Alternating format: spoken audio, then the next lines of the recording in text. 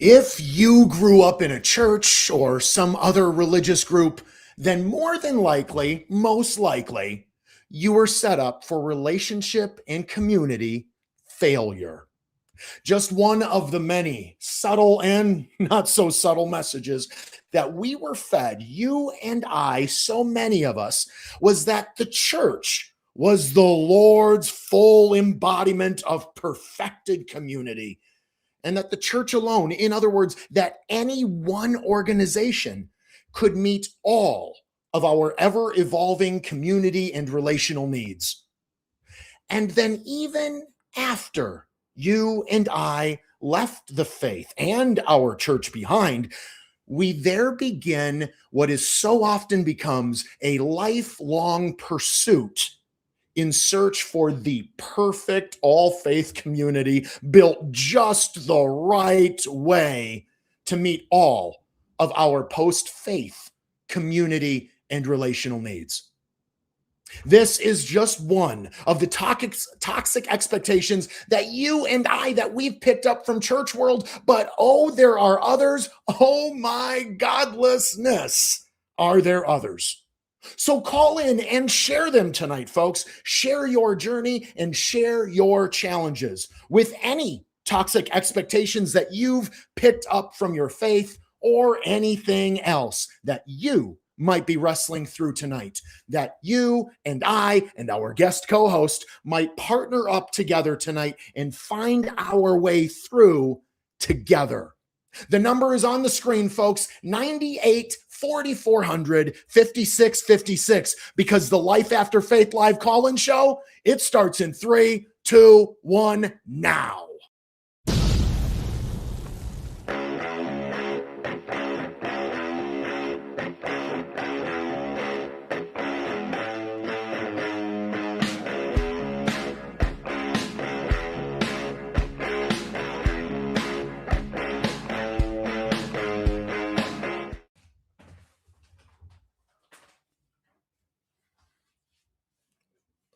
Well,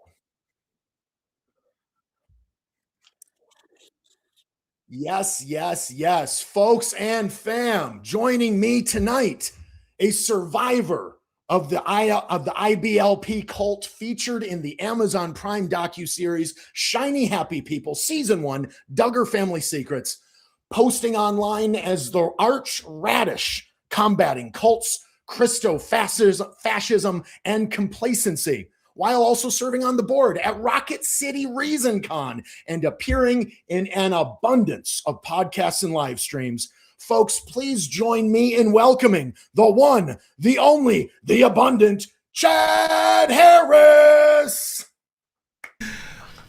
Thank you. I have never been described as abundant before, but that is amazing.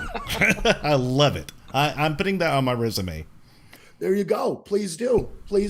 All right. How are you, my friend? I'm doing fantastic, and even more so since you invited me here. So thank you so much for having me. Absolutely.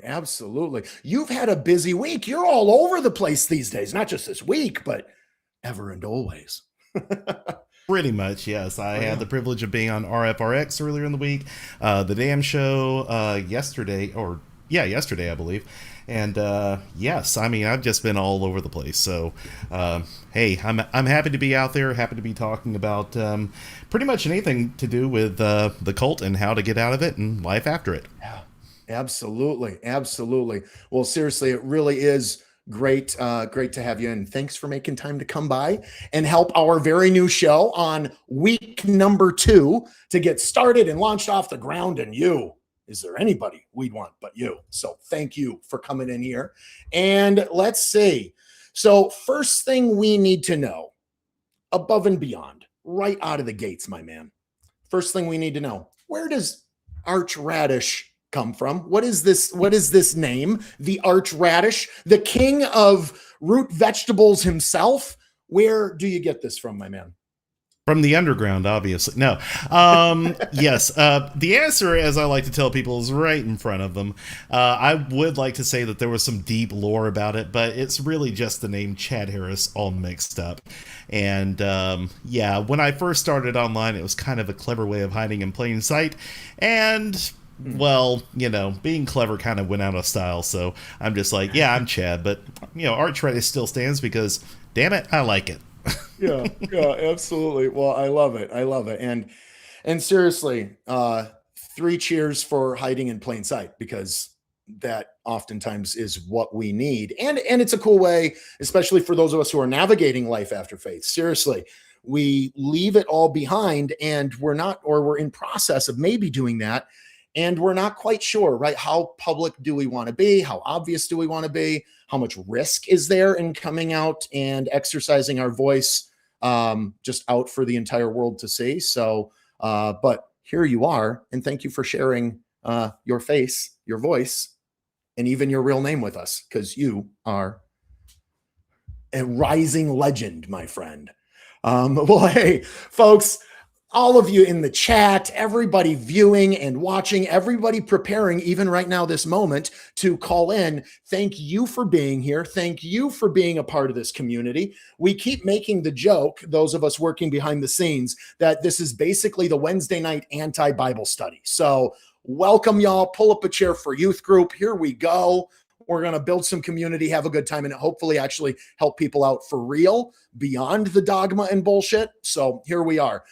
We're going to jump into some great conversation, and we want to learn a little bit more about Mr. Harris as well, for those of us maybe who are just meeting him for the very first time. But first, I'm going to give that phone number again, 98-4400-5656, or for those where, wait, that sounds like a funny way to format it, 984-400-5656. So call in, and if nothing else, actually, in addition to love seeing an active chat, share. We're talking tonight, as we already said earlier a few minutes ago, we're specifically looking at what are the potentially toxic things that we learned in church world, that our faith taught us about community, toxic expectations, that now, as we try and build community after faith, how are we figuring out or navigating how to do that less toxic than what maybe is just kind of built and baked into us? We are experiencing, did I see something come through on, we're working to get up the phone lines and everything to the best of my understanding. I believe we do have phones are working or on their way. Working behind the scenes tirelessly to get the call portion. Okay, so we might not be able to call in right now. Again, I'm going to say what I put in the chat a few moments ago, y'all. This is your invitation to become a patron, a Patreon patron, a subscriber, like, share, talk about it online, be a part of the community throughout the week, etc., to help support the show. And to help get rid of tech goblins and all those kinds of things that we might ever evolve our technology forward. And in the meanwhile, though, we are expecting the call portion to get up and get running. There is a web in call option in the show notes, as well as in the chat. I believe someone just put that there. So that's fantastic. And we have all of this rolling, folks. But if nothing else, we'll just take questions via chat. So either way, we'll get it rolling. In the meanwhile, though, Chad, the archradish, the chief root vegetable. I would love to hear a little bit about your religious background, about the IBLP, about these kinds of things. Share with our growing, budding week 2 community a little bit about what it was like for you to grow up in the IBLP. And if you wouldn't, along the way, mind sharing what the IBLP stands for, that would be great, in case folks aren't familiar. Absolutely. Well, I started out as a preacher's son in the Independent Fundamental Baptist Church, which is the IFB. I's come up quite a bit in these acronyms. And my dad had been a preacher since long before I was born. I was the 4th of 6 kids, and my dad had been prior a missionary to the Netherlands and Belgium, and I moved back to the States after I was born, and along the way, my mother tried to find a Christian OBGYN. And she was approaching her 40s, and she was like, hey, we're kind of done having kids. We don't want to do anything like surgery or anything, but we do want to kind of, not have another Chad happen, as it were, this late in life. And the doctor said, well, you've turned over every other part of your life to Jesus. Why not turn over how many kids you have as well? And so this OBGYN gave my mom a copy of a book called A Full Quiver. And from there, both that doctor's family and my family ended up going to some seminars by one Bill Gothard, and they both joined up the IBLP, which is the Institute in Basic Life Principles. It was started by this man named Bill Gothard, who had these 7 basic principles of life that he claimed, you could apply to pretty much every bit of your life to have a full Christian life. And he spun that out into a homeschooling portion called ATI, or the Advanced Training Institute. And that is what my folks, really joined IBLP for, in order to homeschool both myself and my older brother, and eventually my 2 younger siblings that came along because of the encouragement of that doctor. So, yeah, it was, it was very controlling, very high authoritarian. The IFB itself was, the denomination I was in, it was founded because they thought that the Southern Baptists were too liberal. And so I was already under a pretty sheltered upbringing, but the IBLP kicked it up into a new level. There were constant warnings from IBLP about like toys and various influences that were supposed to be demonic. Most famously, they would teach families that Cabbage Patch dolls contained demons because they were made by a warlock, allegedly. Like the amount of control that they had over each family's lives was insane. And they propagated that in each family and kind of made each family a mini cult in and of itself.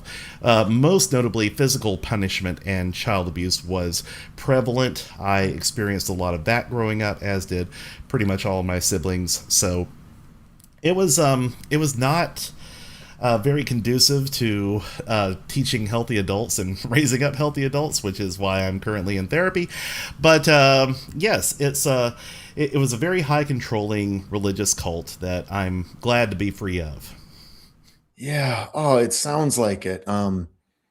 Seriously. I know, and a lot of folks who are listening, who are watching, have gone through, people have seen a lot of trauma.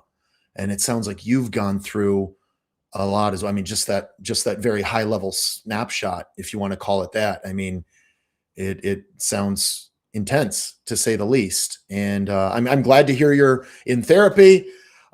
Myself as well. Shout out to good therapists. I'm going to give a quick shout out. Anybody who is looking for therapy and having a hard time finding therapy that is not clouded in bullshit or expectations that they therapize you back into theism and therapy, or theism and religion. Seriously, check out the Secular Therapy Project. I don't know, Chad, if you've ever had much experience with them, but that's where my therapist came from. I don't know where I'd be without my guy. Talk to me. I'd love to hear a little bit, if you wouldn't mind sharing. And seriously, with any of this stuff, if it's a little too close to home, a little too tender, I mean, hey, we're all in process. Seriously, of course, we don't have to talk about any of this. Within this space, though, of talking about, toxic expectations that we may have picked up along the way, I'm guessing you've seen an unhealthy practice or two within your IBLP communities. So I know you, if I caught it right, you mentioned that it was almost like each individual family was their own mini cult. Did you have much interaction with then other families? Was there still sort of a, for lack of a better word, a stereotypical congregational church Sunday morning type structure? What was that like? And what was it like being a part of that, if you want to say, community culture or whatnot? Well, you see, my dad was the pastor of Yeah, that's a right. He was the small, pastor. yeah, Yeah. of a small independent fundamental Baptist church in rural Alabama. But we had maybe about 30 or 40 people on a good Sunday, and most of those were relatives or close family friends. So we were pretty insular in and of itself there, and outside of that, we mostly just kind of hung out with other IBLP families, most of which went to a much larger, richer church on the south side of Birmingham, about 45 minutes to an hour away. So we would hang out with them from time to time, but it was mostly just us. And of course, living in rural Alabama, I mean, I lived on a rural route until I was like 7 or 8 when we finally got a proper address. So yeah, we were way out there, and being homeschooled myself, I really didn't have a lot of other interaction with kids my age. Now, a lot of that changed when we went back to the mission field when I was 12. My dad decided to go back to the Netherlands and Belgium, where I lived from the time I was 12 to the time I was 19. Taking a few trips back to the States, but still purposefully isolating myself even further because we were taught that these people we were reaching were, just wretched sinners, and, we don't want to be corrupted by them. So I still homeschooled, and we mostly hung around with other IBLP families who lived in Belgium as well. One missionary family and one military family. So yeah, it was pretty isolated, which for a chronic extrovert like myself was not great. Like, I love people, I love meeting people, I love meeting them where they're at, but in that environment, we were taught to be very suspicious of people outside of our spheres. As a matter of fact, I remember there was one IBLP mother who told me that the reason that they had bought this large farm outside of Birmingham to raise their kids on was that they determined that their adopted child of 2 at the time couldn't handle the visual stimulation of the world because he kept looking at all the different flashy things in the mall at the age of 2. Like, what 2-year-old isn't distracted by flashy things at the mall? So they thought that indicated like a spiritual warning that they had to isolate him from the influence of society. And that was fairly common in the IBLP world. For those who saw X-Teen Kids and Counting on TLC, the Duggar children, didn't have a lot of interaction outside of their family. And as you saw, whatever interactions they did have were very controlled by Jim Bob and Michelle. So yeah, it was very much like that. It was all about control and authority. Now, did you feel did that structure and just what you were feeling, I guess, maybe stepping aside from calling it community, since it was much more insular, just those relationship dynamics, did it feel harmful to you at the time, or did it just feel normal and not harmful? Yeah, well, as I said, I'm a chronic extrovert, so a lot of times not having people, especially my age, to really interact with or hang with, really felt isolating to the point where there were times in my teen years that I was just so starved for interaction that I would. I would just ride around on my bike and try to find anyone to talk to over in Europe. Yeah. You knew other people had more access to greater access absolutely. to other relationships, right? So they went to schools. It's not like everybody is this isolated, but yeah, you knew. Right. So you had that comparison, that compare and contrast. Yeah. Did you blame your parents for that? Did you blame your theology for that? Or was that, again, did you blame God for it? Or was it just the way it was? A little bit of column A, B, C, and D, because God had called us to this life, and we were supposed to be separate from the world, and we were supposed to be reaching it for Jesus and fundamentalism and stuff. But another side factor to all that is that the people I was connected with, they were all very much bought into the fundamentalism. And one thing that fundamentalists like to do more than anything is try to catch each other tripping up. So even the community that I did have was always on the lookout to make sure that you weren't sinning, or to let you know when you were, and possibly ostracize you. So yeah, it's It taught that the community I had was there to, basically be something of an enemy, or like a constructive enemy, but an enemy nonetheless. I couldn't fully trust them. And I also couldn't fully trust the people that I met outside of that community. So it led to a lot of paranoia, is trying to guess what everyone else's ulterior motives were. And that in of itself wasn't healthy either. Yeah, yeah, for sure. So fast forward for us a little bit here. Tell us a little bit about, eventually you made it out.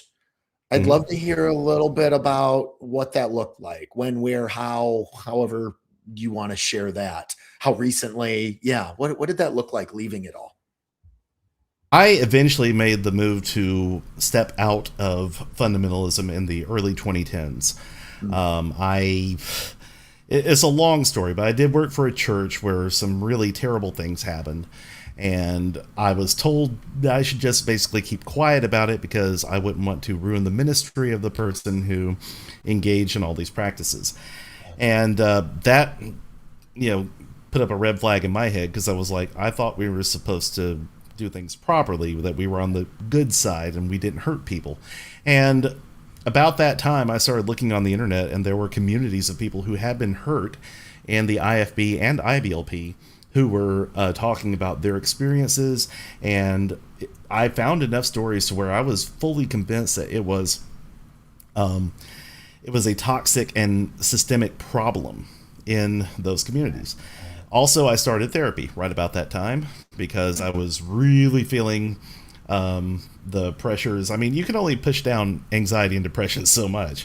Right. And when I finally realized that it was, starting to interfere in my daily life, I did seek an actual certified therapist. And she told me, we spent about 2 or 3 sessions on my family life alone. And I was like, this is weird. Why do we keep going back to the past? I want to talk about now. And finally, on the 3rd session, she said, yeah, we need to talk a lot about what you were raised in. She said, what you were raised in was not normal. And here's why. And so the way she explained it, I was like, oh, well, that matches up a lot with what I've learned about what I grew up in. Yeah. So I confronted my dad because he eventually figured out that I had been secretly visiting churches that didn't use the King James Version, because that was a big deal sure. in the systems we were in. And we had a blow up about that, of all things. And I told him, I said, look, I'm just trying to figure this stuff out. Yeah. And so he basically kicked me out of his house. I mean, I was already on my own anyway, but he kicked me out of there, and I was doing a little side deal working at his church, and he fired me from that. Only time I've ever been fired from a job. And it was there that I started. How recently did you say stepping that out. was? Sorry. Oh, that was around 2011, 2012-ish. Okay, so it's well over a decade ago. Yeah. Okay, continue. Right. Sure. And at that point, I stepped out and I said, look, obviously everything I knew about, Christianity was wrong. I'm just going to break it down to its very basics. I like Jesus and I like God. Let's see where it goes from here. It took about another couple of years before I realized I need to go a bit further than that. This ain't cutting it, because I saw a lot of the same problems I saw in fundamentalism and mainstream Christianity. So eventually I started listening to podcasts and, looking into like other faiths, and eventually I started running into atheist podcasts and videos, and I was like, this actually makes a lot more sense. Yeah. And eventually it got to the place right around 2016 where I finally admitted to myself, right about coincidentally around the 2016 election, I was like, yeah, I'm not in for this anymore. I'm like, I don't believe in any of it. If God wants to talk to me, he can talk to me his own damn self, because it's I'm hearing from Mr. everybody else but the All-knowing, one person. Yeah, exactly. Absolutely. I wouldn't take that from any other relationship in my life. So what the hell am I doing? So I've been an atheist ever since. Excellent. Oh, thank you for sharing that with us, because geez, what a journey we're on. I mean, this is not for the faint of heart. Unfortunately, sometimes those of us who are a little more faint of heart get caught up in it as well, right? And that's why we have each other. That's why we have community. That's why we want to be there. But boy, it's no joke. It is no joke.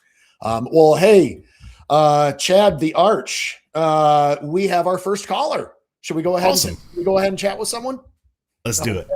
Okay. So here we have calling in from the great state of Alabama. We have KC, pronouns she, her, an atheist, wanting to talk about community. It looks like pushing the big green button. And hey, KC, you are on live with Chad and Drew. How you doing tonight? Hi, Chad and Drew. I mean, Brad and Drew. How y'all doing? Yeah, got you me. heard about that.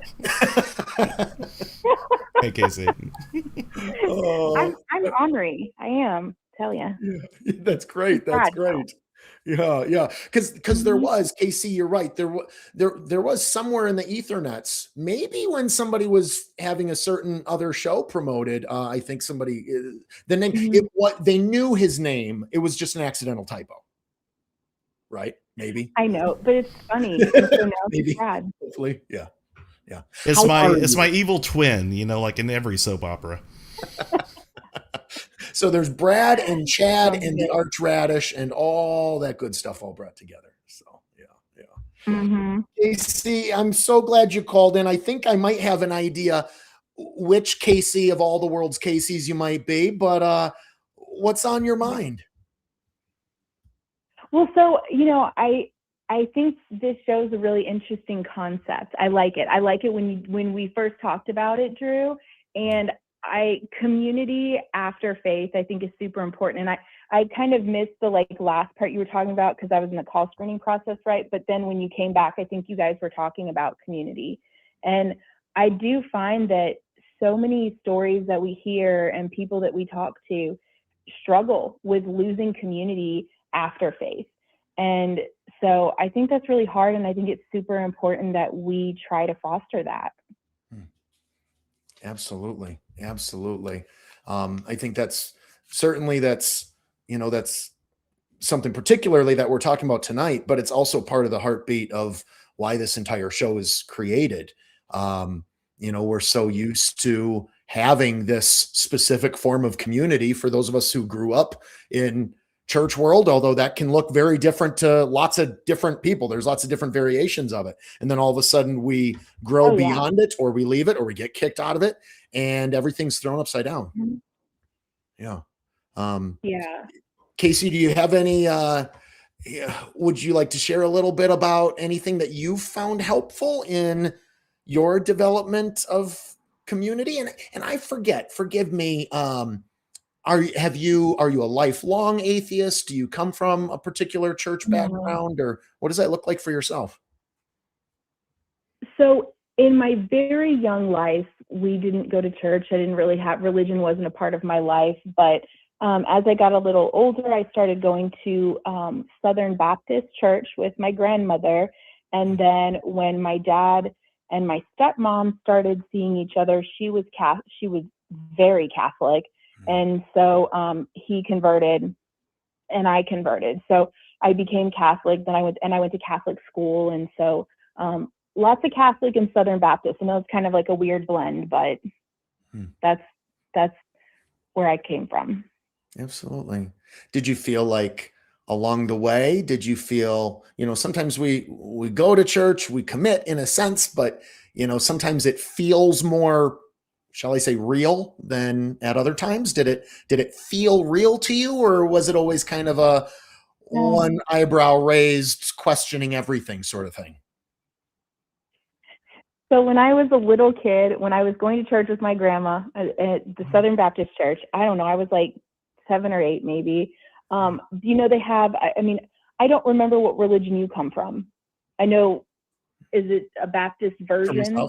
Yeah, it's a little more kind of your basic cotton candy evangelical for myself, but yeah, Baptist, non-denominational kind of thing. Mm-hmm. Did y'all have youth Bible studies in the basement before service? Oh yeah. Or up in the tower, because one of those castle-looking churches. So yeah. Okay. How about yourself? Yeah. When I was a kid, we had youth Bible study in the basement, and this. I promise I'll get around to answering your question. Yeah, no, you're great. I got kicked out of youth Bible study because I asked too many questions. So I got put in the Bible study with my grandma and all the other old ladies where I wasn't allowed to talk. And then when I was in Catholic school, I got sent to detention all the time because I asked too many questions. So no, it's always been, I've never felt the thing you're supposed to feel. I know a lot of people do. I've never felt the thing. So I've always had lots of questions. Nothing's ever really made sense. But I didn't even know atheists existed until about, I don't know, 13 or 14 years ago. I didn't even know like atheists were a thing. Wow. I didn't know that people didn't believe in God. So I just always thought something was wrong with me. But as soon as I found out that like people just don't believe in God, I was like, oh, well, that makes total fucking sense. That's exactly what I I only have a name for it. Yeah. I know. Absolutely. So, but yeah, church does community very, very well. You know, it's like, and I don't know if I want to say especially the Catholic Church, because they all seem to do it pretty well. You know, we had potlucks a lot at the Baptist church, and at the Catholic church, oh my God, we had pancake breakfasts and fish fries and casino nights and like like it's all about community. And when you step out of that space, there's not there. It's not broadly. There's nothing easy to find. You know what I mean? Like it's just not there. Like church stuff is there. Yeah. So it's hard. Yeah. I have to interject here. The idea of doing a casino night at a church is just so wild to me. I'm sorry, that kind of threw me for a second. I was like, "Holy Mary, give me snake eyes!" What? Catholicism. Where it's fine. Catholics can drink, have casino nights, and we do it all at churches. Schools. Like our biggest casino night was at the Catholic high school in my town, and so that the biggest casino night we had it at school. Yeah, you know, it seems kind of weird. We were not allowed to partake in casino night. You had to be 18 plus. Oh, but actually, I want to sin early. Drinking in the casino all in one place. So, what did you feel, Casey? I'm curious if you don't mind sharing. What did you feel growing up that you know, and community can even be kind of a fuzzy thing to define, right? It can kind of mean different things to different people, this fuzzy, squishy word of community. What was it of all the church stuff that you partook in that made you feel most connected, that made you feel most like you were part of the people, whether you believed it all perfectly or not? What helped you feel connected? Yeah. So I think in the Catholic Church, I noticed this more than in the Southern Baptist Church, but in the Catholic Church I grew up in, we did a lot of philanthropy. Every single week we served at the homeless shelter, at the soup kitchen. I spent my summers doing, we never called them mission like trips, but I think that's what some people would call them. We never actually talked to people about God or Jesus or Catholicism or anything like that. We just went and we built homes or dug ditches to put in pipes to bring water to communities who had no plumbing, and put roofs on people's houses that were falling apart. And I mean, we just did all kinds of work that helped people. And it's different. Catholicism is a little different than evangelical, right? Because y'all are more like winning souls, right? Like you do stuff and work to win souls or whatever. That may not be the term your church used, but you teach and preach and talk about Christianity and God and the Bible and Jesus and whatever. But we never did that. We just did works, and that was what I liked most about my raising in the church. We raised money to pay for the trips and to pay for the supplies and to do all this stuff. And we did a lot of good stuff for a lot of people. Yeah. Yeah, absolutely. Absolutely. Do you find it harder now, this side of church? Do you find it harder now to connect with those same types of, call it service projects, call it, whatever you will? Do you find it harder to find those things, or, or at all? What does that look like for you, if you don't mind sharing? Yeah. So, for a while, yes. But, since I've been doing the online activism type of thing and working to build a community of our own, we've actually worked with churches to do different things. So there was one project that we did where we raised money to buy peanut butter for orphanages in Haiti. And there's local churches here in North Alabama do this every single year, and they basically just ship tons of peanut butter down to Haiti.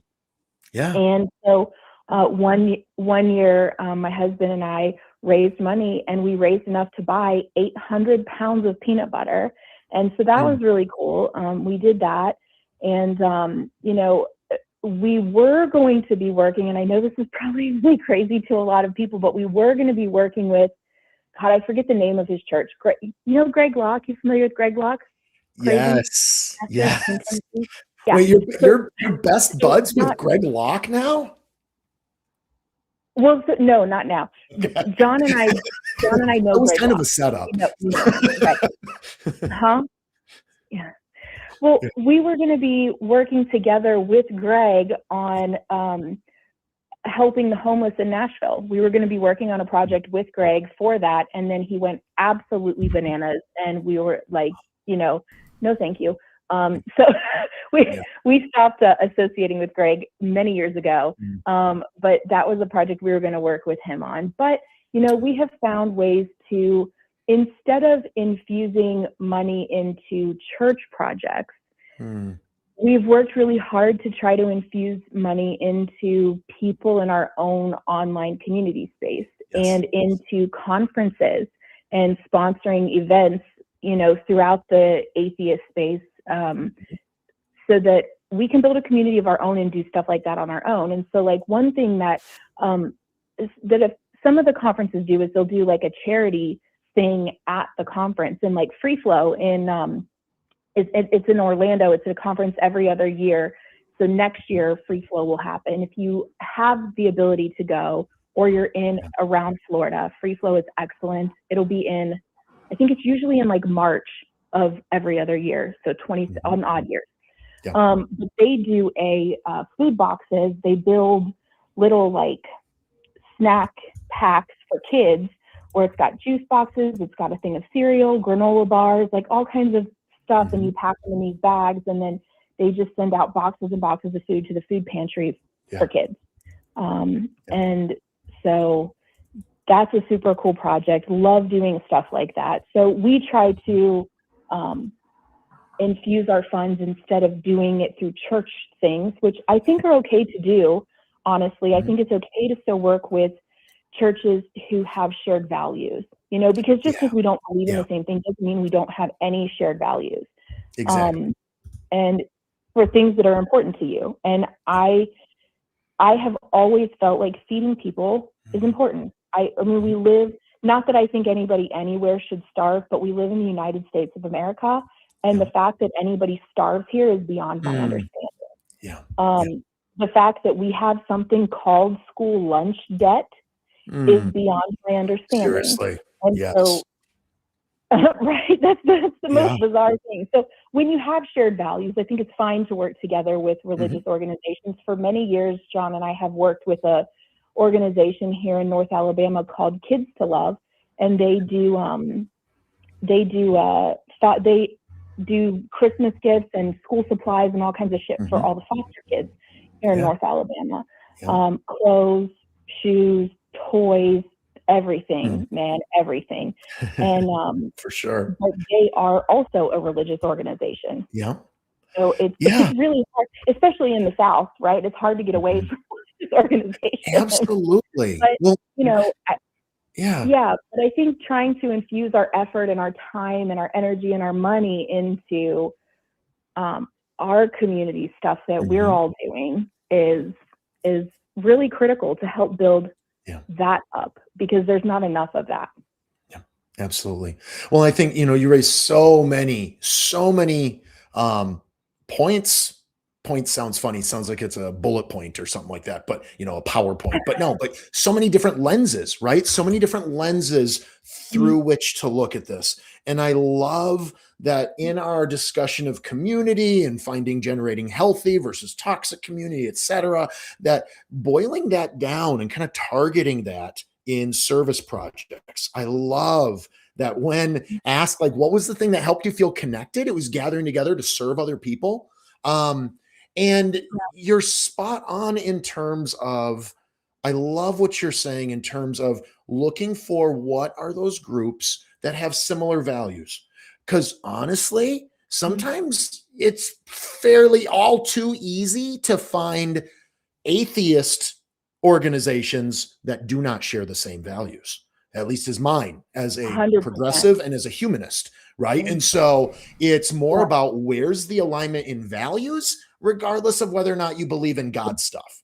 Now, like I think of, like our humanist community here in the Twin Cities, at times now, our humanist community sees itself as a non-theistic religious group. That's a whole conversation for another day, but it is non-theistic. That said, partnerships, when we do different service projects, partnering with other theistically religious organizations, that there's that value alignment. Are they using, what's their motivation, right? And so for those of us looking for, and I love, by the way, that you mentioned, Casey, several different conferences, groups, orgs. Another great one, Go Humanity, formerly Beyond Belief. What was it called? Foundation Beyond Belief. They've done some great stuff. There's a variety of different places to go. Yeah, we did a thing with them before. Yeah. But with it all, for those of us who are like, okay, that's great, but I don't have any of that around us. It's easy enough if somebody says, okay, I have dollars that I want to support. Okay, still then it can be hard to find it online, but there's a number of different avenues to go. But when it is, I want something local, sometimes for those of us, especially if we're in more isolated parts of the country, of the continent, of the world. Hey, thanks for tuning in. That it can be hard finding a secular or non-theistic humanist org, right? So what's the motivation behind the work that they're doing? Is it motivated in a veiled excuse to give people the good theology? Or is it something where they're going to hold back? When I was a pastor, we had a rule that service projects where we partnered with the community, it was against the rules to proselytize. If they want to know our theology, they'll come Sunday morning or something like that. No proselytization, right? So looking for groups where they have similar motives. They truly just want to help people. I'm curious, Chad, if you have any thoughts, and Casey, before you go, we're going to give you the last word. I want to see what other thoughts you have after we see if anything's brewing with the arch radish here. But before you go, I think you're working on something specific that is happening later this year and community motivated or connected with it. I definitely want to hear you go ahead and give us a good plug for that. Maybe Chad was already planning on it since he's on the board and we already mentioned the conference. But Chad, thoughts along this line with all the incredible insights Casey has shared with us? Absolutely.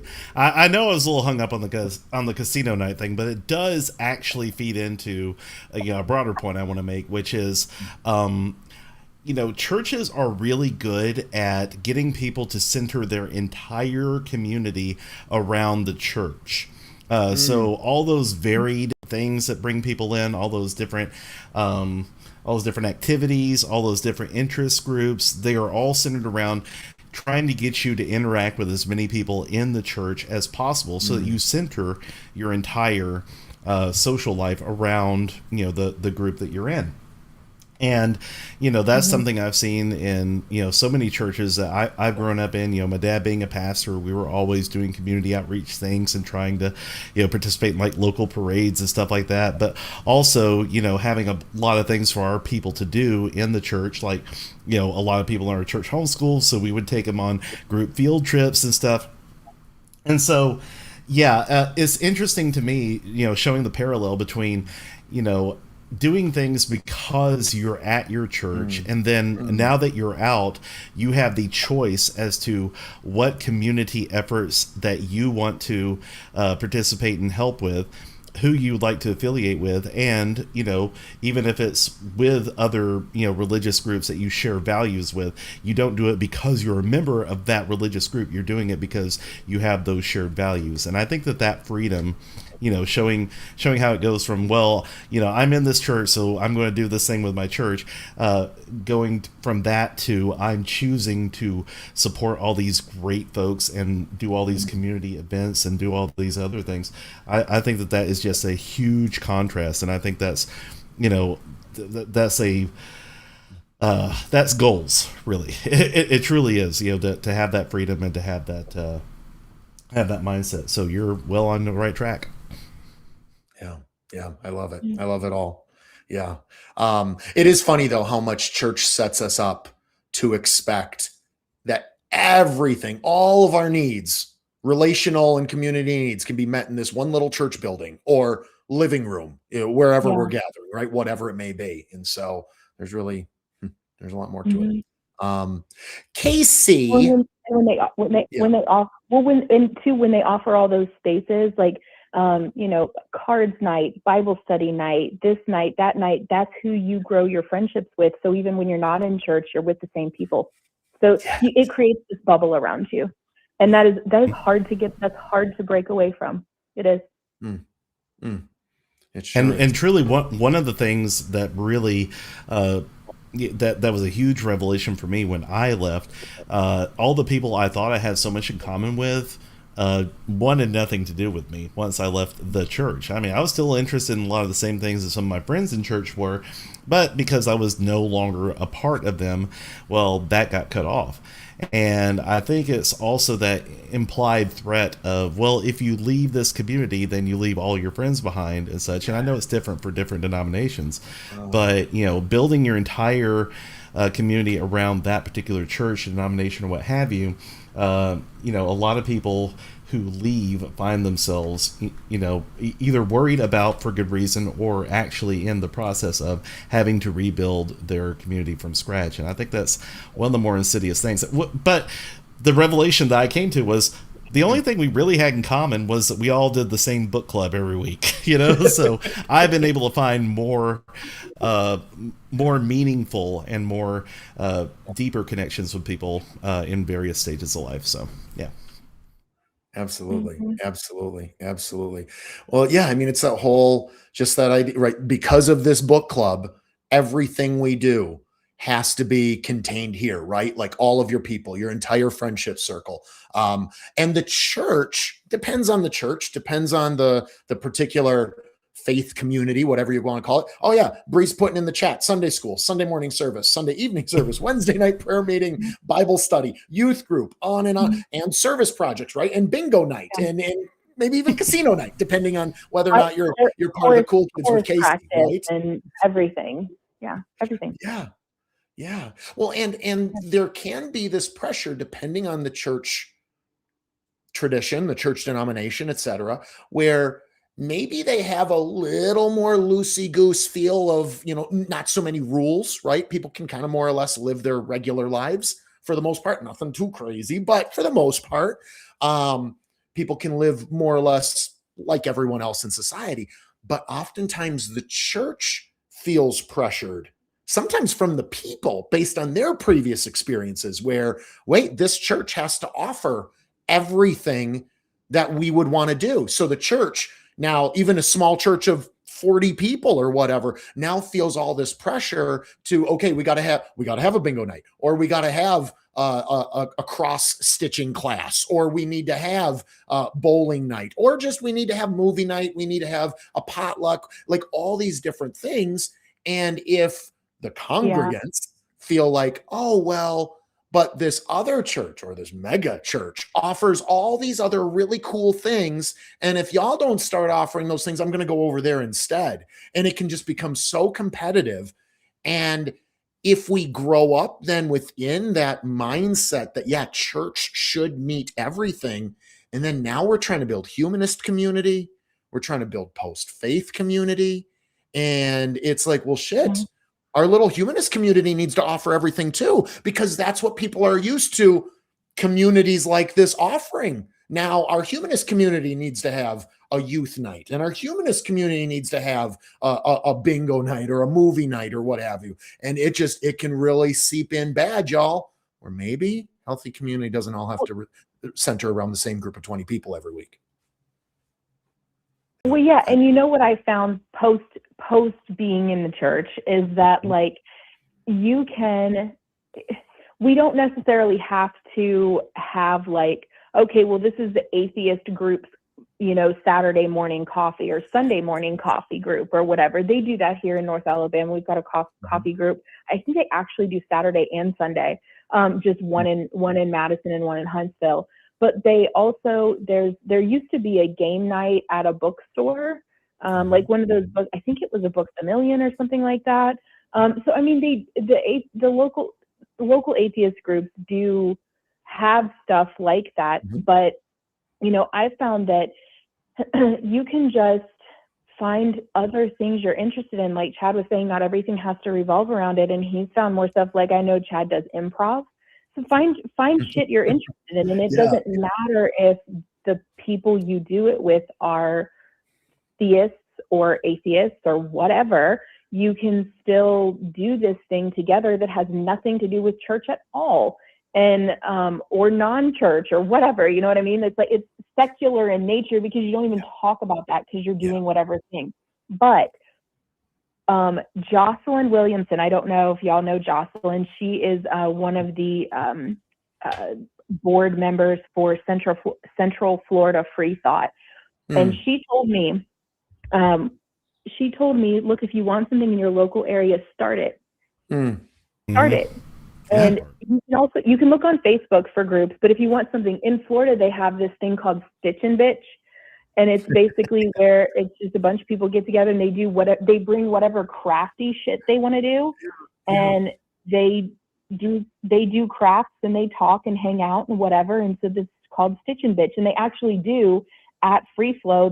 One morning at Free Flow, they do Stitch and Bitch at Free Flow. And so it's, if you want something in your local area, start it.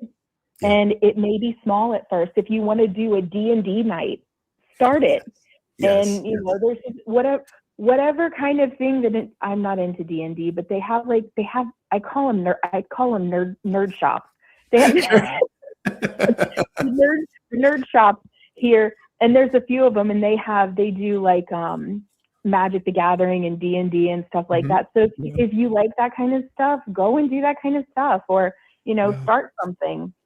Absolutely. And it may be small at first, but it'll grow. It'll grow.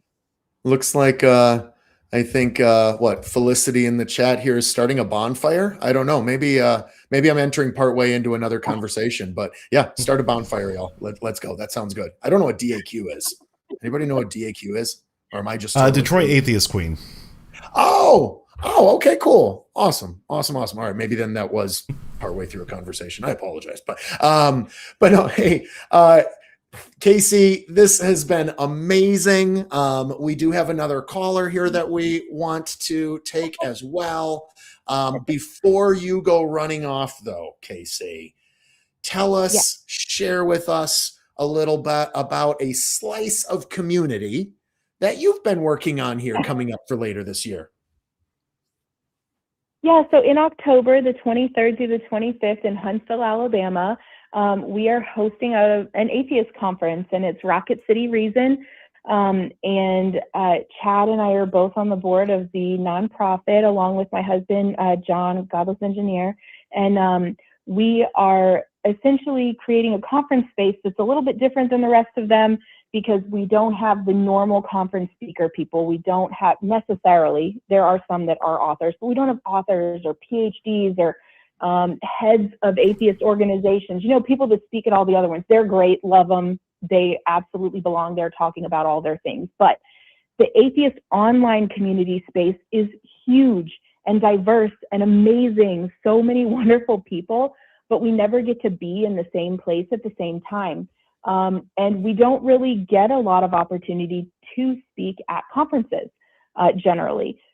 So we created this conference, Rocket City Reason, and it's legitimately just for online content creators to have a space to talk at events like this, and for all of us to be really here. Honestly, Drew, I'm going to be super honest. I just wanted all my friends to come to my town instead of me going everywhere else.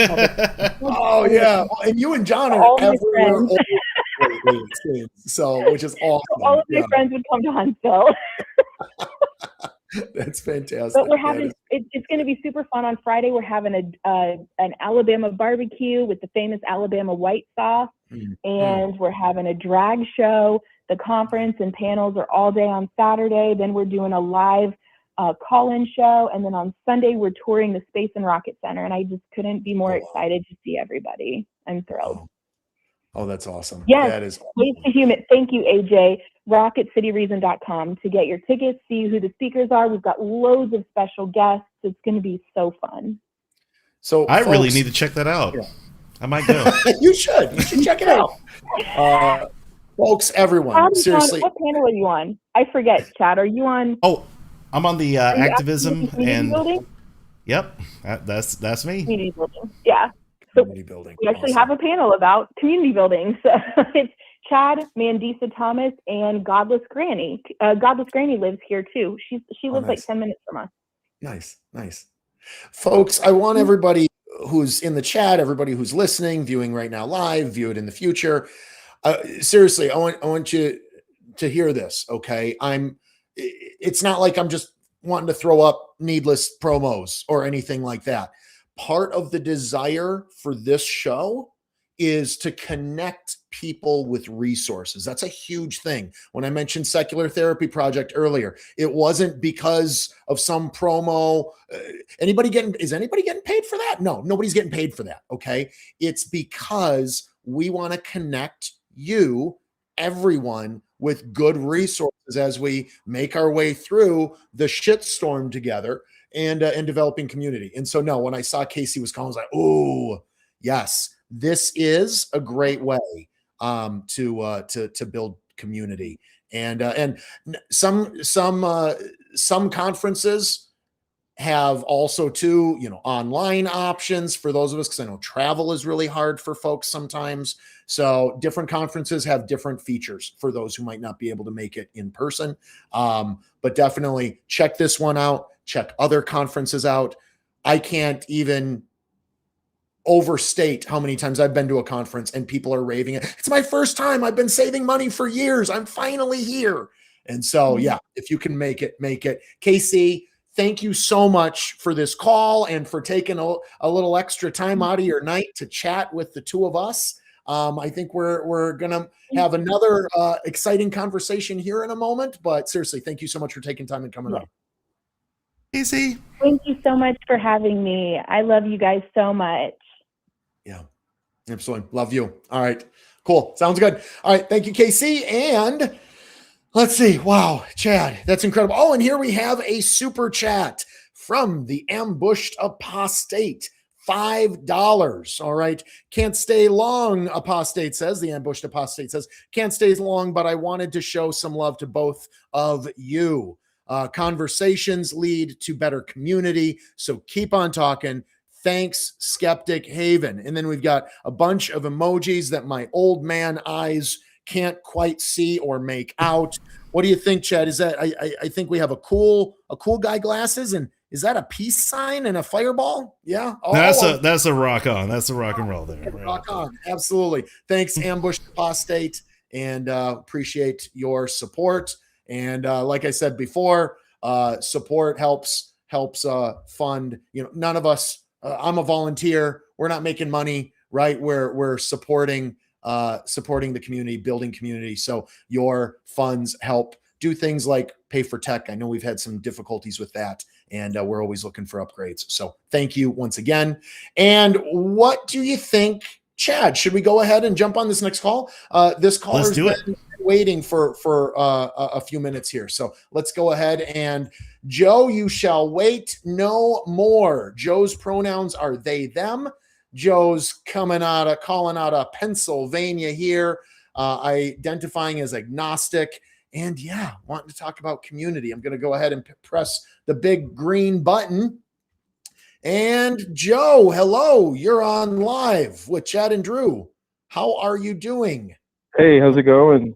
I'm doing all right. I'm doing all right. Thanks for taking my call. Good.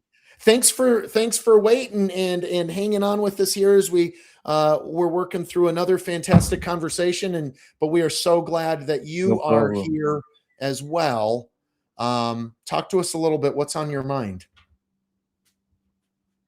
Yeah, I know what's on my mind is, growing up, coming out of sort of Christianity and just realizing how much I overlooked, right? Mm-hmm. Like now when I talk to a Christian, even if it's one of my students, right? And I see them with their crosses on or their Essentials Fear of God hoodie. I don't know why that's becoming such a fashion statement, but I think about all the things that young person has accepted and had to look the other way, right? Like you hear all this talk about how, the Pope is critiquing Donald Trump for his rhetoric and asking him, how did it become so normalized? And I'm thinking it became so normalized because y'all worship a God that overlooks genocide. You worship a God that commands genocide, that does genocide, that commands and authorizes slavery. And it feels like we've lost so much of our humanity when we can't look at that.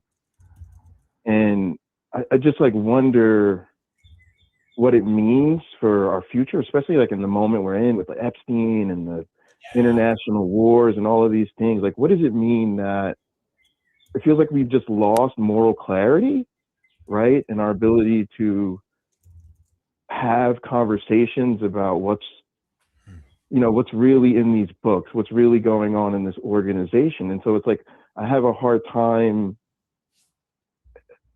taking the sincerity of people seriously, if that makes sense. When it's like there's just so much that we're clearly overlooking. Mm-hmm. Do you guys identify with that at all? Absolutely. I mean, there's so many different levels of it, right? It's where's the sincerity? First of all, just on society level, certainly I think for a lot of us, myself certainly included, back when we were in church world, faith world, whatever, when I was doing that, when I was a minister, it's like there's insincerity everywhere. But then what can be even more disturbing, I think sometimes, is when we leave the church and faith, you would think that it would be this huge course correct of everything. That's not always the case. And maybe it's tough because it's not always so easy to know how to course correct after faith, even in things like ethics. And I don't know, what are your thoughts on that? Yeah, honestly, the more time I spend away from faith, it honestly feels like the more not only I was lying to myself when I was in the faith, but I was lying to myself when I left. And I thought that, I had figured it out, that I was the smartest person in the room now. I could walk into a room full of, family members that are still believers, or I could, look at, Christians getting all excited about the Jesus of love and all this, and just kind of know in myself. I mean, I've even said to my family members, you worship the monster.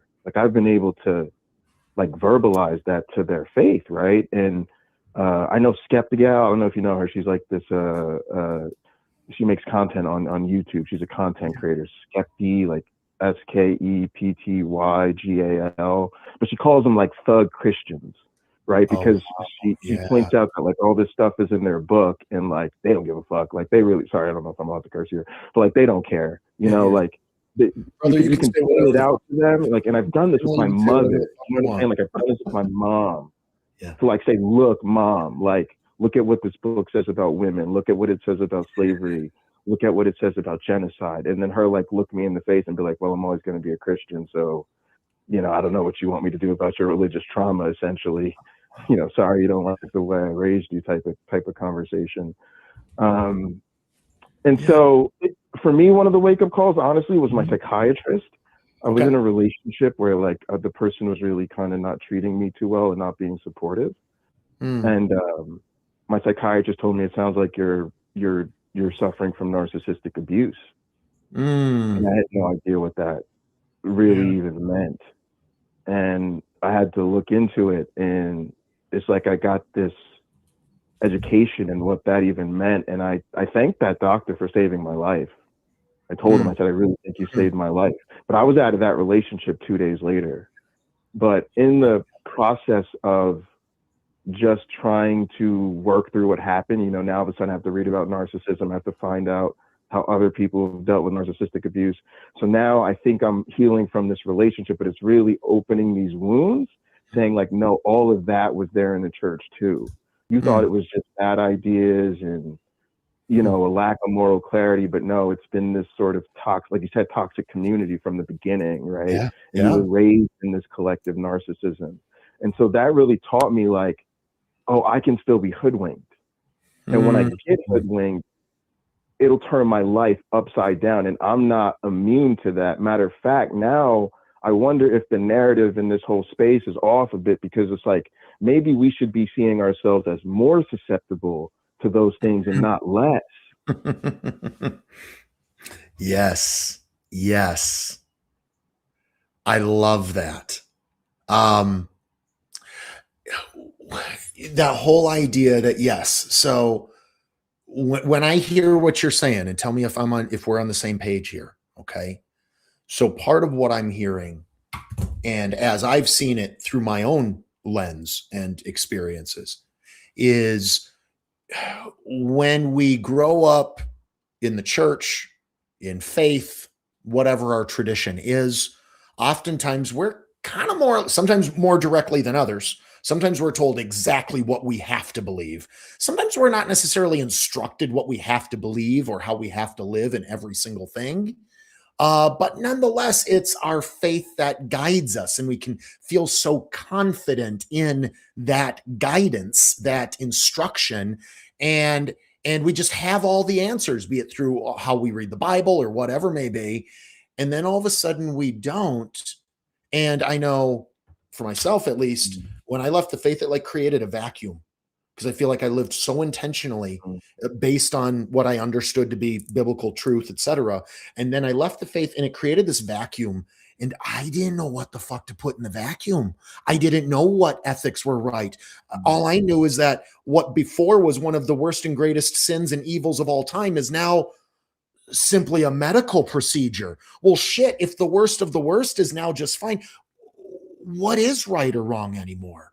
Do you think, is that some of what you think might be what you reference to as we're even more susceptible now because we're just trying to figure out how the fuck to rebuild it all? Yeah, and then honestly, the more I think about like learning and development, like things like boundaries, emotional intelligence, questioning authority, critical thinking, a lot of the things you talked about, like just where's my balance, where's my center, where I can figure out the difference between me and the group I'm in, and my needs and what I've been told to want and need, and how to express those things. And so I looked at it, and now I look back at it, and it's about development in the sense of growing from a child to an adult is not just about physically growing bigger and learning how to, do third grade work versus ninth grade work versus college work.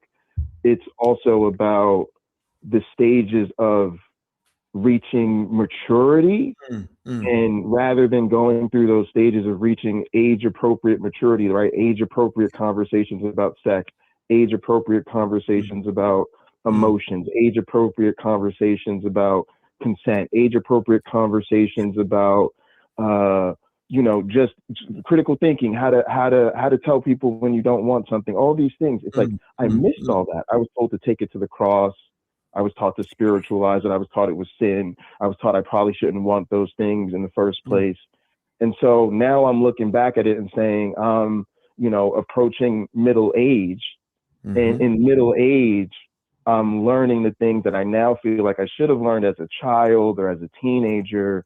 And then what does it mean for me to say that I'm beyond indoctrination, or I've moved out of this place of being susceptible to cult-like thinking and cult-like behavior, when in reality, I didn't work my way out of the cult till I was a fully grown man.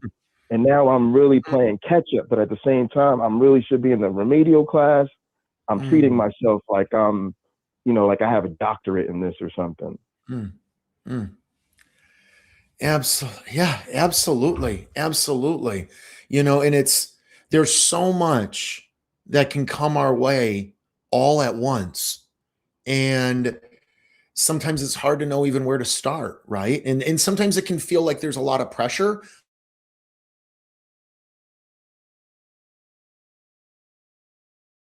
Oh, like I'm starting back at square one. And before, at least I was given a map. Now I feel like I don't even have a map anymore. Remedial feels advanced compared to how it can feel sometimes, right? Yes, yeah, absolutely. Those are painful lessons. Even if they're simpler lessons or earlier lessons, they're still painful for us. Absolutely. Some great chats coming in, by the way, and we definitely will come back later and we'll recognize those super chats. So thank you so much, everyone, for all of these. And I know I'm so focused on all the insights and great questions Joe's bringing. I'm not even quite catching everything in the chat, so I apologize. Even the ones on the screen, I haven't caught them all. But Joe, let me ask you this. I mean, so much great insight. It sounds like, seriously, you might not feel like you've got it quite all put together yet. And honestly, fam, do any of us ever? And you seem to have some really good self-awareness of what you're learning and what you haven't yet.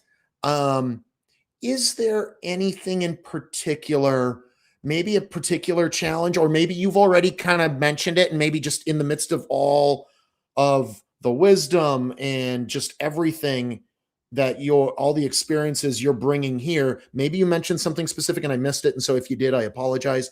But is there maybe in the midst of it all a particular challenge that you're facing right now that you'd like to run by Chad and myself, and we kind of try and work through or come up with some insights?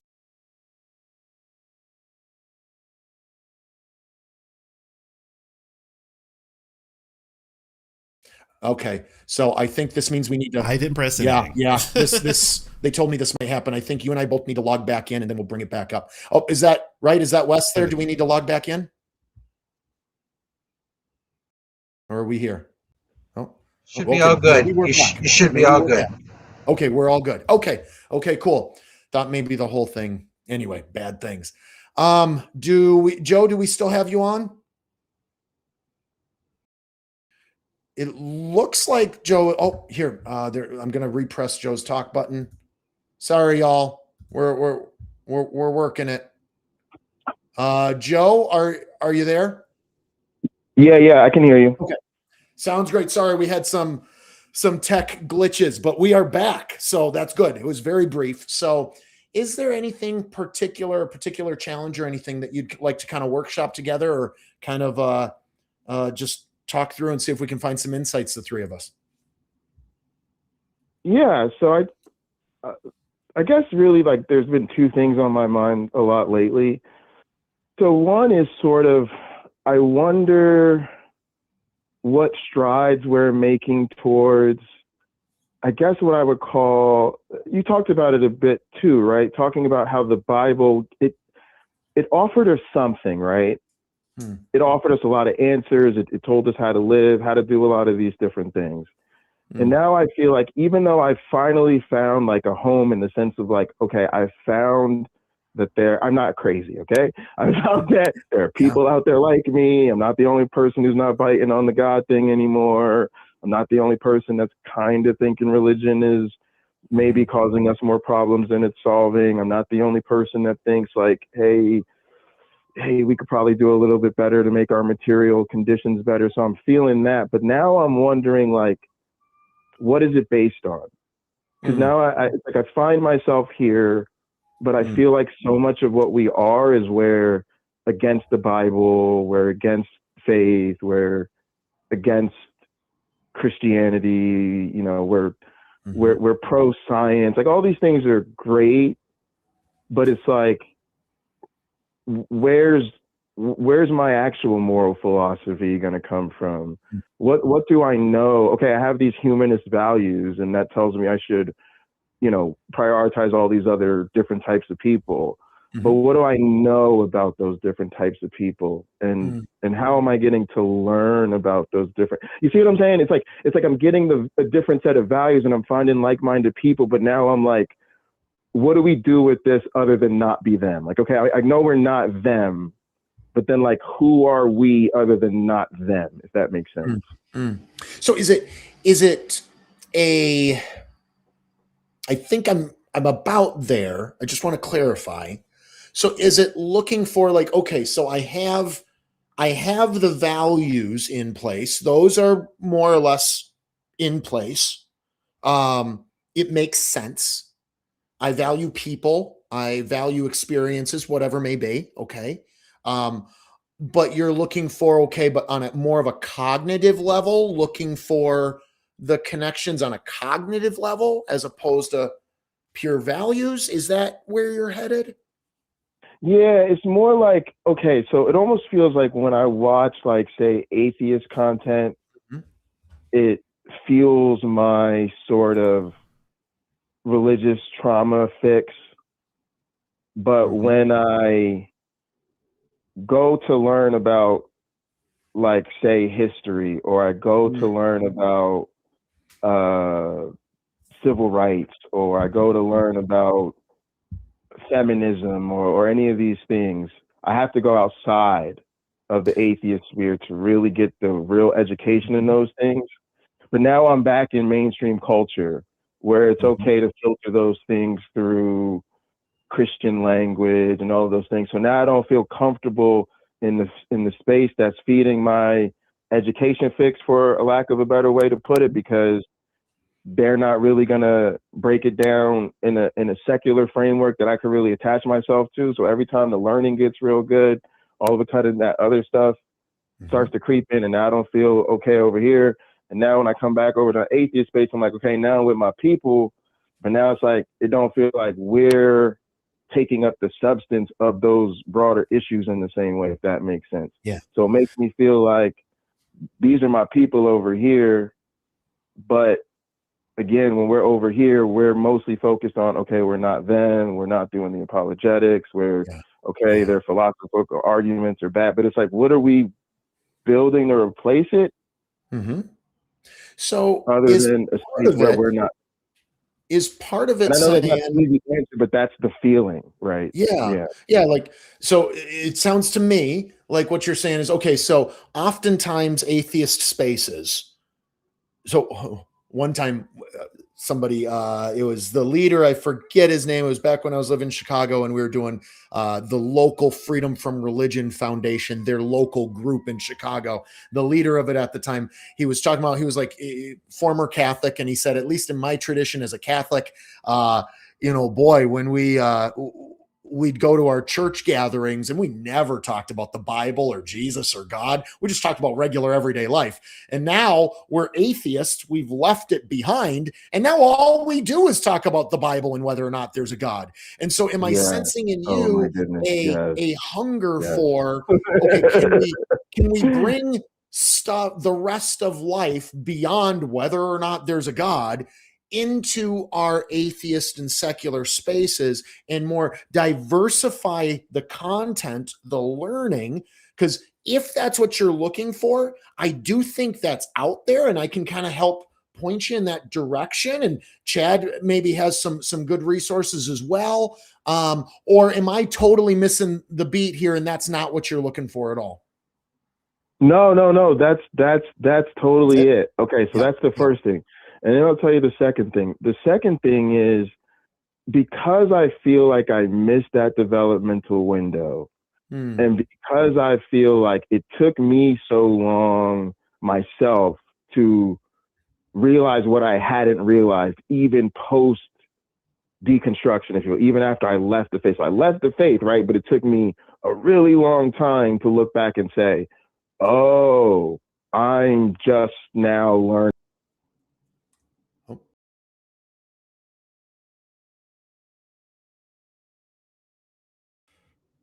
Hey. I'm wondering how. Oh. Hey, Joe, are you with us, Joe? Joe? Hey, Joe. Okay. So it looks like, folks, let me check here. I think, let's see. I think we're back. Last time we were back when this happened. I apologize, folks. Let me go over and check the public chat. Looks like we are back in, I believe. So yeah, okay. So yeah, sorry about that. Oh, is Joe still talking? So I've lost him. Maybe, okay, I'll log back into Call Studio. So I'm gonna log out because, okay, I see him now. Now he's back. Folks, again, thank you so much for bearing with this with us. We thank you so much for this. Y'all, community ain't easy sometimes. Be it in-person community ain't easy, and online community isn't always that easy either. And so y'all, thank you for bearing with us. Thank you for bearing with this and with our tech. And looks like, okay, Joe's call is terminated. Joe, I hope you're listening to us, even though your call is dropped. And we're sorry we missed part of what you had there. I'm going to keep my eyes open. If you try calling back in, again, we apologize for all of this. And if you call back in, I think our amazing screening room can make sure that you are identified and expedited. And so, yeah, that was Jay or Joe. It did say they go by either name. And yeah, I'm getting word that they will be expedited if they call back in. We have another call in the screening room. But as I was saying, in Chad, boy, if this isn't like the Wednesday night Bible study where one little gremlin can just knock the whole thing out of whack. And I'm not even talking about the Bible. Boy, can that shit fuck shit up. So a lot going on. Great conversation in all of that. So much that could be said. Chad, what are your thoughts coming off of that call with Joe? Yeah, I was hearing what he was saying about, how if you're just looking to, like, say, an atheist, like a completely atheist replacement for what we had in churches and stuff, I'm of the opinion you're probably not going to find that, which, is unfortunate but like I said earlier, the church tries to be a one-stop shop for community. And I feel like as you leave that mindset, there is a lot of there's a lot of joy and a lot of challenge in finding, the different ways that you can associate with people, not necessarily in a one-stop shop. Like, earlier Casey was saying that I am involved with the improv troupe. And that is something that I find a lot of joy and community in. From there, I've also reached out to the broader theater community and in my area here in Birmingham, Alabama. And even though that there is some overlap, there's not a complete stack of pancakes on the Venn diagram. There are some people who are part of that community. They're part of the improv community, but there are some who have nothing to do with it. The local geek community, like gaming and stuff like that, I'm also involved with that. There's some overlap with the other communities, but not much. And I find that finding as many people as possible to, share a life with in various different aspects and in various different ways makes it more rich and fulfilling. Because if it were just the same 4 or 5 people all the time that I hung out with, that would pretty much be, just church all over again, as it were. But I find that, to really truly flesh out, interpersonal communication and community in general, that, kind of like diversifying your community and finding those places for yourself, that to me is a lot more enriching. And also, as we were saying earlier, if that is unavailable to you where you're at, chances are there are other people looking for that too. Just start it, put it out there. Just say, hey, for example, like, talking about re-educating yourself on science. You could just be like, hey, I got a book club. We're going to be looking over the origin of species, or like anything Forrest Falkey's put out or something like that, like talking about evolution and what we may know, what we may not know about it, and maybe like general knowledge. You could just put that out there in your community and see how many people are wanting to do that. Like, there are ways to find what you need. It's just not going to be in one particular place anymore. That's sort of my takeaway from that. No, absolutely. And I love the thoughts on diversifying your community. Like I think it was Casey who was saying earlier, she commented about, how some humanist communities or atheist groups might have like a Saturday morning coffee and things like that. Right. So like, different groups might have different events, different groups that might be right in your vibe. Great. Go for it. Just don't expect any one particular group to meet all of your, if they do, great, but don't expect them or demand that too. Cause I've seen some groups where the members are like, what the fuck, y'all? How come you're not doing all the cool shit that my church used to do? I've seen that. And it can put so much pressure on people. And then leadership can put it back and be like, okay, well, then you need to start it, which is good. And I love what Casey was saying about taking the initiative and starting things. But honestly, if you're like me, sometimes you get more ideas than any one person, including myself, can do. And so then you can put pressure on yourself too. And so it's realizing that none of us can do everything and no one org can be all things. But I love, like, so you talk about like the, your extracurriculars. Like, I've come to love curling. I haven't joined the club yet, but there's a St. Paul curling club, and it is so much fun. And just finding things like that, right? And it doesn't have to be an atheist curling club or a humanist curling club. Just going out and tossing some rocks or other kinds of rock, whatever, right? And just good stuff. And there's, online community. There's obviously there's conference community. There's all kinds of different things there. And I think going back to Joe's call with their concern being more of, it sounds like wanting to expand subject knowledge. Where's a place that can really feed my brain? There are a lot of groups that do that. Sometimes, especially local humanist groups, sometimes for some of them, they tend to focus on feed my brain with cool shit almost more than anything else. So it really just depends on the group. It depends on the area. And again, you can always try and start one of your own. Yep. Yeah, absolutely. So another thing. Yeah. Go for it. One other thing I wanted to bring up too, because he mentioned,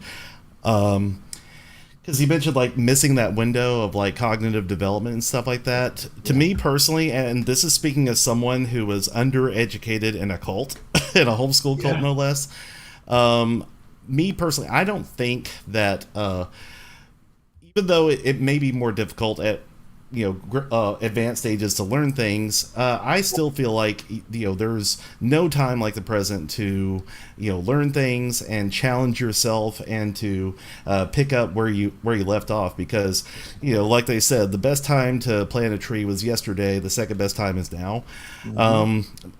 After I left the cult and after I got into, like learning stuff on my own and picking up where my education left off, I mean, I was a voracious reader. I spent a lot of free time like catching up on science, history, pop culture stuff that I missed. And to me, that was a fun challenge. I turned it from, oh no, I missed all this, to okay, well, now I get to challenge myself and learn more stuff. So it's a lot of fun. Yeah. Okay. No, definitely. Just looking at just getting some updates on everything. Y'all, the chat, you guys are fantastic. Y'all are fantastic. Looks like folks are mentioning Baja Con, all kinds of different things. Yes, conferences, community, it abounds. It's all over the place. Sometimes it can be in harder to find areas. Thankfully, we do have online. There's all kinds. We could just dig and dig and dig in a lot of different directions. We want to keep doing this in the episodes and sessions ahead as we have them. All kinds of things. You know, Chad, one thing I keep saying is that the subject matter of this show is as broad as life itself. Because when we leave faith, literally everything in life is up for grabs. Our entire lives are up for grabs. And so one thing I want to just mention, clarify, etc., as we're looking at calls and things like that, folks, feel free, call in. Though each week we'll have a different featured conversation. Really what is prioritized more than anything else is callers looking for boots on the ground advice on whatever challenges are they're facing. But it can be on any subject, anything, any challenge you're facing. So that said, I think we do want to do a little promised bullshit Bible verse of the week. We're going to talk about that. We got a couple other things we're going to wrap up on. And Chad, I would dare say this. What do you think? If in the next few minutes we do have another person call in, maybe we'd be willing to take another call even. Yeah? I'm down. Let's do it. Game? Okay, yep. I'm game too. So folks, again, that phone number, you can web call using the link in the show notes, or the phone number is, again, 98 4400 56 56 984 400 5656. What we want to do though here quick, we're going to take a few moments. Everyone's brand new favorite segment of the week, Bullshit Bible Verse of the Week, folks. It's time to have some fun, y'all. Looks like we're okay tech-wise. Looks like call-in studio just crashed again, but looks like we're still live. So I'm going to keep on trucking. Like the preacher on the telethon or something. We're just going to keep on going. We're going to keep on going.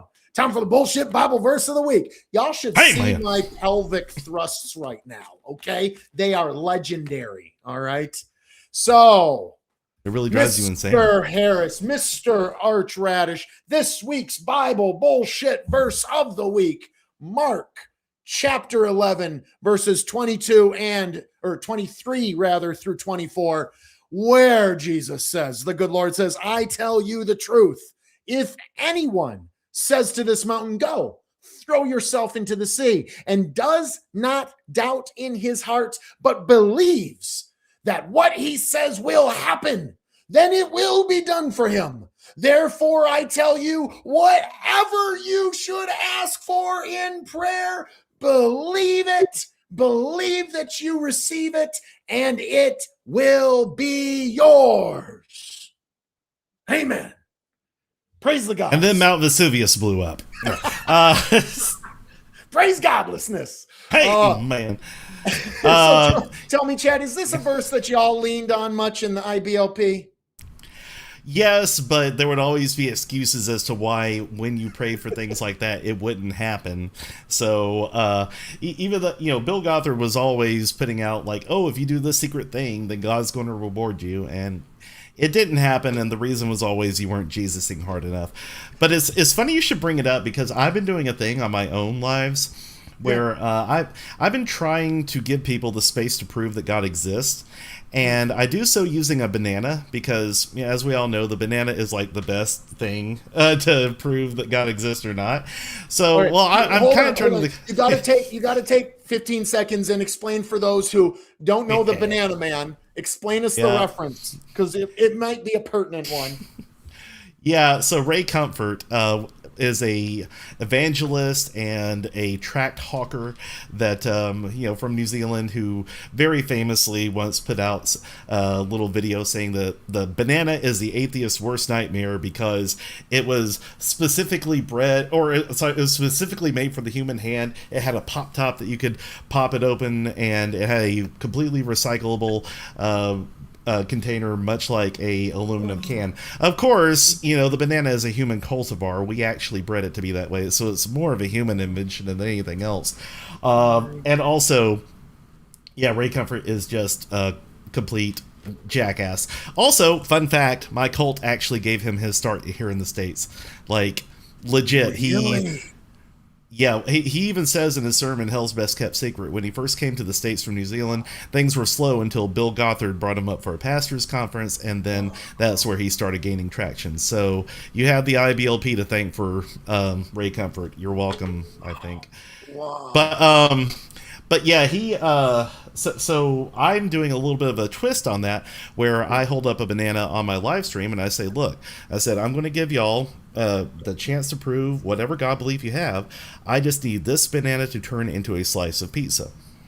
And, because I will take that. I don't have a natural explanation for it. And a banana turning into something that, had to be specially made, that to me seems like a pretty darn good argument.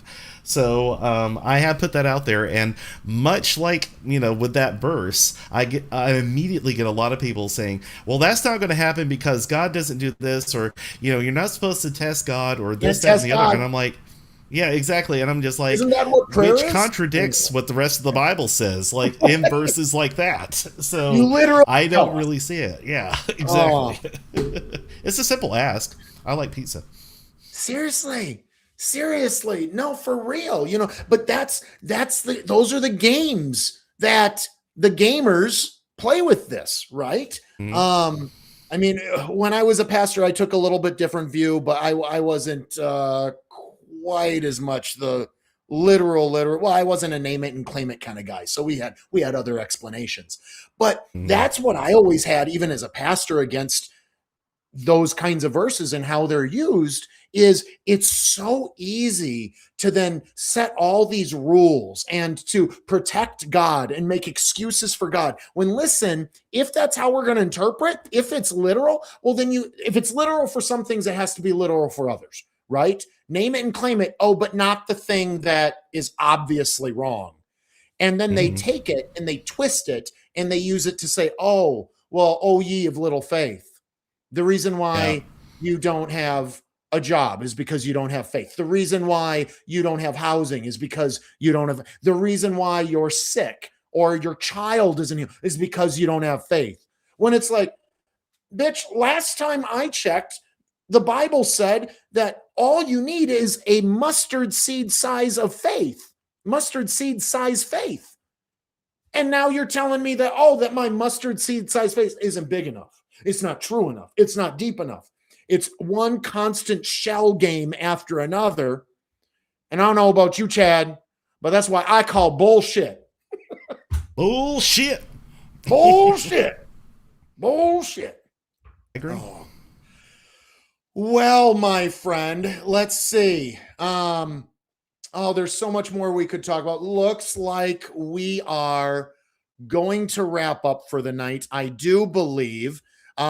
Before we do that, though, folks, we do have some announcements. We have some super chats. And y'all, if you're here to build community, if you're here because, hey, yes, we've highlighted several different forms of community tonight where you can go and build your people, y'all, and find connection after faith. One of the ways you do that is right here. And we want to highlight a few different things here. We do want to highlight some super chats that have come in. Here we go. All right. So this is from Detroit Atheist Queen 247. Once again, coming in with $5. And Detroit Atheist Queen says, you know who made it? Yes. You know you made it when Arch Radish knows you by your initials. Yes, because that was you earlier where I'm like, what is this? And you knew it. Boom, right off the dome. And we got some emojis. Chad, can you see those emojis? Because again, yes. My eyes are limited, apparently. It looks like the little hug hand thing and a winky face. I like it. Thanks for the love and the support, Detroit Atheist Queen. And now we have from P2 Traber, I'm going to go with $9.99. The best part about $9.99 is it's an up-down 666. and it's more. So that is fantastic. And with P2 Traber, the message, thanks again for hosting this community. And seriously, that means a lot. And we appreciate your support. But we want to give a great big thank you to all of those helping to make this happen. First of all, our patrons, Karen Butcher, Logan Fisher, Amanda McLeod, Rion, Dan D, The Bible Says What? Sunny Shell, Phil Calderone, Victor, and Kelly King. Thank you, our patrons, for your very generous support. Also, we have our YouTube members. We have Kellie Laughlin, Logan Fisher, Stop the Stupidity. I keep saying stupidity, but I keep noticing it's spelled stupidly. Stop the stupidly. I apologize. I'm just getting to know everybody. Thank y'all for your support. In addition to Stop the Stupidly, we have InfiDale, Angela, Skeptical Scott, David Ponciano, Erica 9706, Jason Freer, and of course, Tons of Mice. Beyond all that financial support, seriously, thank you all so much. We also have our crew working ever so diligently in the back. Bree Badger, Cole, Ember, Michael, and Wes, all the constant time. Thank you for all your work. Volunteers, if you would like to add to the team, we would love to have you added. Okay. So if you'd like to have a conversation to try and see if your skills, your passion, your desire to be a part of the community is a great fit for the kinds of roles that we have available, such as call screener, chat mod, etc. We want you to come help us navigate the chaos. All right. So I apologize, y'all. I'm still kind of learning, and I was given an email address and I don't have it. So maybe our incredible back office crew, the mods, can drop that email address in the chat, and we'll make sure to add it to the show notes as well. But respond to this email address with your desire to roll up your proverbial sleeves, and we will meet with you and get you to work in a way that is ever so helpful. Let's see. This upcoming week, we have tomorrow. Please tune in. More Skeptic Haven stuff, more community. We have Critical Call tomorrow. Filling AJ's most important set is going. Oh, yes, the screen. The email address is on the screen. That's why I didn't write it down. I apologize. It was already on the screen, and it'll be in the show notes. Thank you, back office big fellas. But yeah, Critical Call tomorrow. Better Than Ember filling in for the illustrious AJ. And joining Ember will be Damian Marie at Hope. Make sure to join them tomorrow for that. All of our shows are at 8 p.m. Eastern, 7 Central, 5 Pacific, etc. Sunday, we have another rousing episode of Let's Talk, going to be chaired this time by Neil, the 604 Atheist, and the ever-fabulous Cynthia McDonald. I'm going to talk about what's up next week for this show. But first, Chad, do you have anything? This is not me asking you for your closeout final rousing word, but just anything you have going on this week. I know you're on a lot of different shows and things like that these days. Anything coming up that we should be on the radar, how we can help support you this week? This week I'll be very likely on Dr. Ben's trivia Nice. over on Dr. Ben's YouTube. So check it out. We do trivia. I make terrible jokes throughout, and it's a lot of fun. Y'all can play along. I love it. I love trivia. If you're able, you want to drop any info for that in the chat there, Chad. And Sure.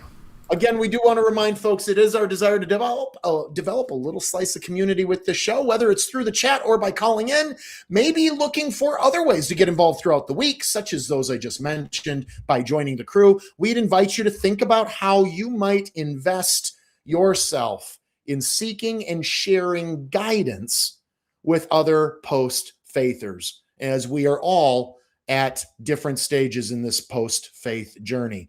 I'd like you to start thinking, I'd invite you to start thinking about next week's featured conversation as well. I would invite everyone to raise a hand or put it in the chat. Raise a hand if you used to be able to look around at the chaos in the world and yet still find hope and still feel hopeful, even in the midst of a chaotic world, because, well, God was there.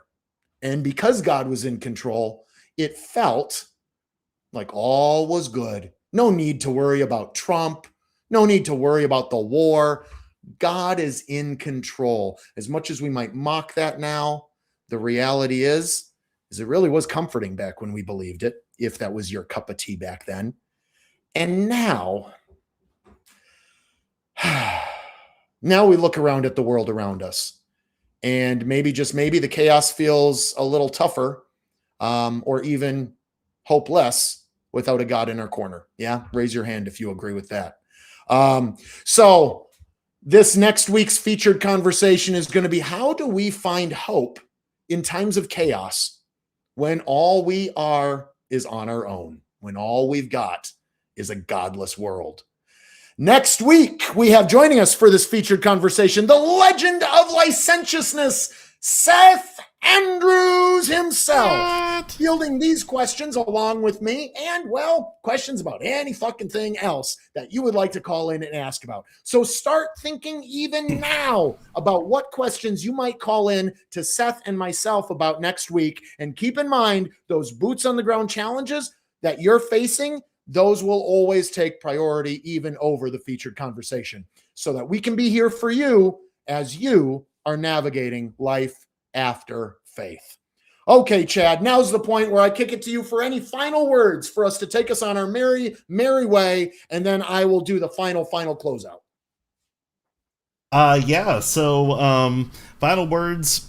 Community is important, and we are social creatures. We need community. So make sure that you, now that you have the freedom to seek community outside of the small spaces you were in, go out there, follow your heart, find people who share the same values as you, who share the same interests as you, and make sure that you connect with as many people or as few people as you wish, but definitely go out there and know that, this time it's in your court. You get to decide what your life looks like moving forward. You get to decide what your community looks like, and it's a beautiful thing. Absolutely. Absolutely. Praise be, blessed be humanity. Okay. Looks like that's a wrap here, folks. Everybody have a great and fantastic weekend or week ahead. Chad, thanks again for joining me, and we'll see y'all right back here next Wednesday. Out of here we are.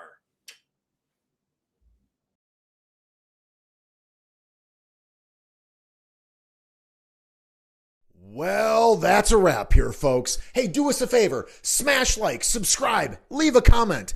Best ones get tattooed on our favorite guests. And if you're feeling extra lovey tonight, then please, Patreon, memberships, a good old share to the algorithm. All of these are great ways to help our team feel the love and keep the channel moving strong. But hey, one way or another, we'll see you right back here next time, fam, right here on Life After Faith, where we're finding our way together. Well,